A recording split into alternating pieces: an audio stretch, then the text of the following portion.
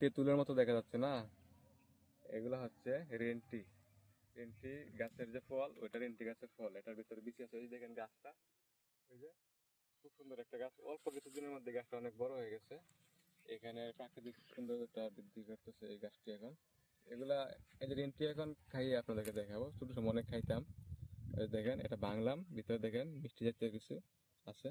এগুলো আবার পাখিরাও খায়। ওই যে এটা হচ্ছে পাখি খাইছে, তারপর আবার পড়ে গেছে, আর খাইতে পারে না, নিচে পড়ছে। এই যেগুলো এখন খাবো।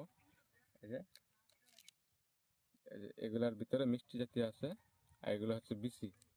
এই বিচিগুলো লাগাইলে আবার এন্টির গাছ হয়। এই গাছের কাঠ খুব শক্ত। এই যে খাবো এগুলো এখন, সে মিষ্টি। দেখেন একদম মধুর মতন। এই,